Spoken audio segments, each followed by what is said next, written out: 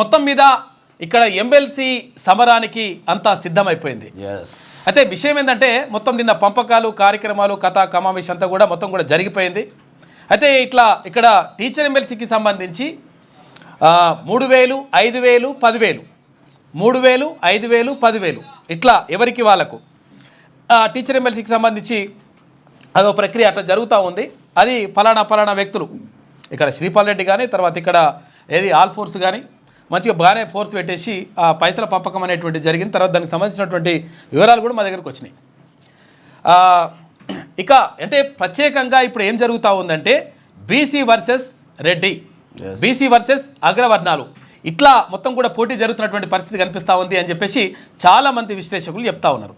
కారణం ఏంటి అంటే మొత్తం కూడా బీసీల లెక్క తేలేటువంటి అవకాశం ఉంది, బీసీలు తమను తాము నిరూపించుకునేటువంటి పరిస్థితి కనిపిస్తూ ఉంది అని చెప్పేసి చాలామంది చెప్తున్నటువంటి పరిస్థితి. ఇక్కడ బీసీలకు తోడు ఎందుకనంటే ఇక్కడ ఎస్సీ ఎస్టీ తర్వాత మైనార్టీలందరూ కూడా కలిసి వస్తూ ఉన్నారు. కారణం ఏంటి అంటే బీసీని ఈజీగా అడగగలుగుతాడు, ఒకవేళ ఏమన్నా అడగాలన్నా కానీ ఏమైనా చెప్పాలన్నా కానీ చాలా ఈజీగా అడగగలుగుతాడు. అదే ఇంకొక ఆయన మన కొంచెం ఆడ బయట కూర్చోవాలి తర్వాత ఇదంతా కొంచెం లెక్క ఉంటుందని చెప్పేసి అనుకుంటున్నారంట. కాబట్టి 100% అట్లా బీసీ వర్సెస్ రెడ్డి అనేటువంటి నినాదం వెళ్ళిపోయింది అనేటువంటి చర్చ మాత్రం జరుగుతూ ఉంది ఈ ఎమ్మెల్సీ ఎన్నికలకు సంబంధించి. ఇక్కడ కరీంనగర్, నిజామాబాద్, ఆదిలాబాద్, మెదక్ టీచర్ ఎమ్మెల్సీకి సంబంధించి అంటే ఎవరి కాళ్ళు పంపకాలు అనేవి జరుగుతూ ఉన్నాయట.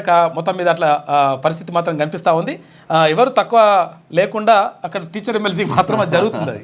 ఇక పట్టభద్రుల ఎమ్మెల్సీకి సంబంధించి కరీంనగర్, నిజామాబాద్, ఆదిలాబాద్, మెదక్కి సంబంధించినటువంటి ఉమ్మడి జిల్లాల పట్టభద్రుల ఎమ్మెల్సీకి సంబంధించి మాత్రం ఆల్ ఫోర్సు అన్ని ఫోర్సులు పెట్టేసి మొత్తం కూడా ఓటుకు 2,000, 3,000 ఈ కథా కమామిష్ అంతా కూడా జరుగుతున్నట్టుగా క్లియర్గా కరీంనగర్ నుంచి మాకు ఎన్ని ఫోర్సులు పెట్టినా ఎన్ని హెలికాప్టర్లు వేసుకొని కూడా అక్కడ ఒరిగేది ఏం లేదు అంటున్నారు బీసీ, ఎస్సీ, ఎస్టీ, మైనార్టీ ఎవరు పట్టభద్రులు క్లియర్గా ఉన్నారు. అక్కడ ప్రసన్న హరికృష్ణ నిజంగా యాక్చువల్గా డబ్బులు ఏమి చేస్తలేడంట. నిన్నటి నుంచి ఏం చేసిందన్న ప్రసన్న హరికృష్ణ పైన వీడియోలు సృష్టించి బ్రేకింగ్ న్యూస్ అని వీడియోలు సృష్టించి ఫేక్ వీడియోలతో ప్రచారం చేస్తున్నారా? మీ ఫేక్ వీడియోలు సృష్టించి చేయండి, క్లియర్ పనికిరావు. క్లియర్ అక్కడ ఎందుకంటే ప్రసన్న హరికృష్ణ గెలుస్తున్నటువంటి ప్రసన్న హరికృష్ణకు మద్దతు 3 ఎమ్మెల్సీలకు నేపథ్యంలో కావాలని చెప్పేసి అన్ని ఫోర్సులు పెట్టి. అయితే అసలు విషయం ఏంటంటే ఇంకో విషయం ఏంటంటే అంటే క్లియర్గా మనకు పూర్తిగా క్లియర్గా ఎవిడెన్స్ తోటి మాట్లాడుతూ ఉన్నాం. ఆల్ ఫోర్సు ఆయన పేరు నరేందర్ రెడ్డి ఆల్ ఫోర్స్ నరేందర్ రెడ్డి 53 విద్యా సంస్థలు ఏదో ఉన్నాయట. ఆ 53 విద్యా సంస్థల్లో ఉన్నటువంటి టీచర్లు ఎవరైతే ఉంటారో టీచింగ్ నాన్ టీచింగ్ స్టాఫ్ అందరిని దింపి వాళ్ళే డబ్బుల పంపిణీ కార్యక్రమం చేపడుతున్నటువంటిది క్లియర్గా అక్కడ నుంచి వచ్చినటువంటి సమాచారంతో పాటు మాకు ఎవిడెన్స్ కూడా ఉన్నది.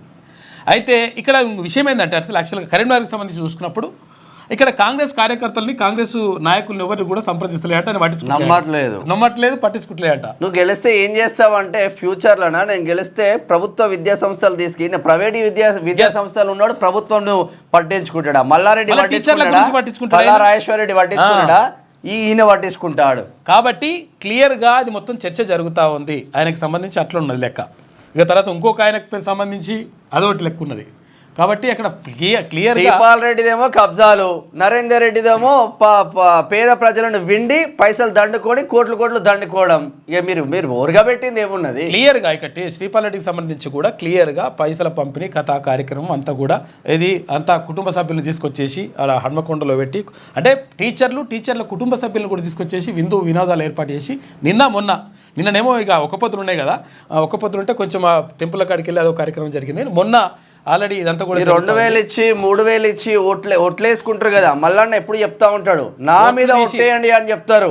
ఆ ఓట్లు తీసి గట్టు మీద పెట్టేసి పరద సాటుకు పోయిన తర్వాత నీ అభ్యర్థి ఎవడో, నీ బీసీ అభ్యర్థి ఎవడో ఒక్కసారి గుర్తు తెచ్చుకోండి అని చెప్తా ఉన్నారు.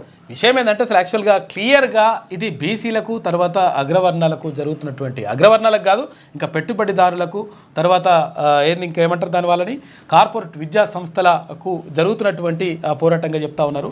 ఈ నేపథ్యంలోనే మొత్తం క్లియర్ కట్గా ప్రజలు క్లియర్గా ఉన్నారు, ఎవరు పట్టభద్రులు క్లియర్గా ఉన్నారు. ఏం చేసినా కానీ ఎవరు పైసలు ఇచ్చినా ఏం చేసినా కానీ ఎవరు కోటేయాలో మాకు తెలుసు అని చెప్పేసి అంటా ఉన్నారు. ఈ నేపథ్యంలోనే బరాబర్ లెక్క తేలిపోతుంది.